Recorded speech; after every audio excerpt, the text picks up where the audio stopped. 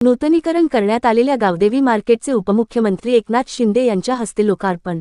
आग विझविताना शहीद झालेल्या सागर शिंदे, काळू गाडेकर यांना वाहिली श्रद्धांजली। ठाणे महानगरपालिकेच्या माध्यमातून नूतनीकरण करण्यात आलेल्या गावदेवी मार्केटचे लोकार्पण आज राज्याचे उपमुख्यमंत्री एकनाथ शिंदे यांच्या हस्ते झाले। यावेळी त्यांनी आग विझवताना शहीद झालेले सागर शिंदे व काळू गाडेकर यांना श्रद्धांजली अर्पण करत त्यांना शहीद दर्जा देण्याबाबत शासन सकारात्मक भूमिका घेईल असे आश्वास्त केले।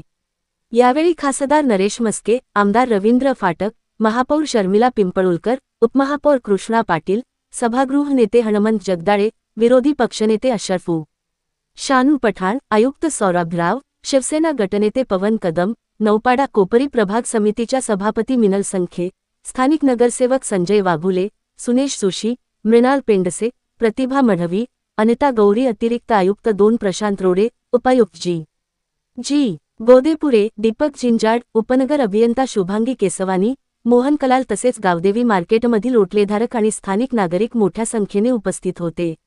अवघ्या 60 दिवसांत गावदेवी मार्केटचे नूतनीकरण पूर्ण केल्याबद्दल उपमुख्यमंत्री श्री शिंदे यांनी महापौर शर्मिला पिंपळुलकर, आयुक्त सौरभ राव यांच्यासह ठाणे महापालिकेने केलेल्या कामाबद्दल समाधान व्यक्त केले।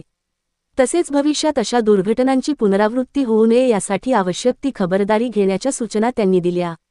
व्यवसाय करणाऱ्यांनीही सुरक्षिततेची खबरदारी घ्यावी अशा सूचना त्यांनी केल्या। 21 मे 2026 रोजी शॉर्ट सर्किटमुळे गावदेवी मार्केटला भीषण आग लागली होती। या आगीत सर्व ओटले जळून खाक झाले होते आणि मार्केटचे मोठ्या प्रमाणावर नुकसान झाले होते। त्यानंतर महापालिकेने युद्धपातळीवर काम करत मार्केटचे नूतनीकरण केले। नव्या मार्केटमध्ये विद्युतीकरण, सीसीटीव्ही यंत्रणा, फायर अलार्म सिस्टीम, रंगरंगोटी आदी सुविधा उपलब्ध करून देण्यात आल्या आहेत।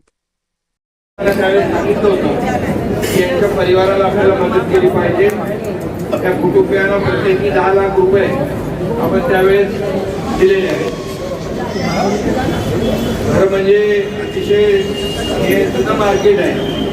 आनंद दिघे साहेबांनी हे मार्केट बसवलं आणि आपल्या इथल्या अनेक व्यापाऱ्यांना हे मार्केट उपलब्ध करून दिलं होतं। सुरुवातीला तर खाली बसायचं, पण नंतर इमारत झाली।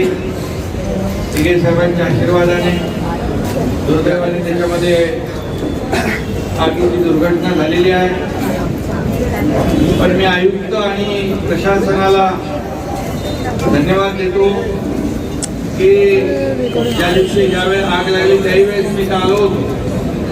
अवघ्या 60 दिवसामध्ये युद्ध पातळीवर हे मार्केट सुरू केलेलं आहे। याबद्दल मी आयुक्त आणि आपले प्रशासनातले अधिकारी यांना धन्यवाद देतो, कारण एवढ्या युद्ध पातळीवर हे मार्केट म्हणजे लोकांचा व्यवसाय सुरू राहणं देखील होणं देखील गरजेचं होतं आणि म्हणून सर्वसामान्य इथल्या व्यापारी वर्गाला दिलासा देण्याचं काम या ठिकाणी युद्ध पातळीवर झालंय। त्याबद्दल मी पुन्हा एकदा आयुक्त सौरभ राव आणि आपले इथले सगळे लोकप्रतिनिधी, महापौर असतील, खासदार, सगळे सर्वांना मी धन्यवाद देतो। आणि आज का भाषण करायची वेळ नाही आहे। मी सर्व व्यापाऱ्यांना एवढंच सांगू इच्छितो की या दुर्घटनेची पुनरावृत्ती कधी होऊ नये याची काळजी आपण घेतली पाहिजे। कारण शेवटी आज आपण पाहतो की दुर्घटना झाली की आपले फायर ब्रिगेड असेल, कर्मचारी असतील, हे लोकांना वाचवण्यासाठी, दुर्घटना टाळण्यासाठी किंवा आग विझवण्यासाठी स्वतःचा जीव धोक्यात घालून या ठिकाणी काम करतात। आणि म्हणून आपली देखील सगळ्यांची जबाबदारी आहे, आता जे व्यवसाय करतील त्यांची, भविष्यामध्ये कुठेही काही अशा प्रकारची दुर्घटना होऊ नये याची आपण काळजी घ्या। याचा तर ऑडिट केलं आहे, फायर ऑडिट केलेलं आहे, RCC ऑडिट केलेलं आहे।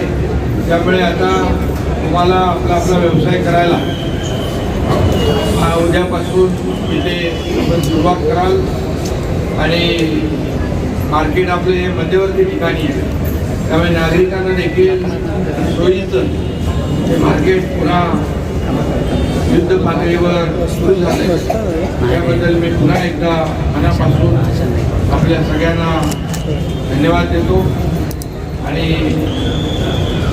आपल्याला त्या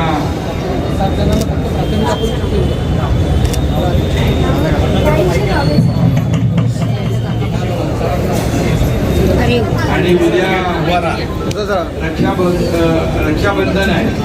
रक्षाबंधनच्या देखील खूप खूप आपल्याला शुभेच्छा देतो.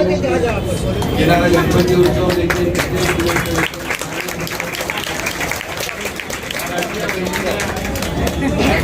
लाडक्या भावांना नको, लाडक्या बहिणींना खूप खूप शुभेच्छा.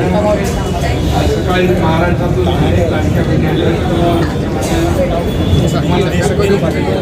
जय हिंद जय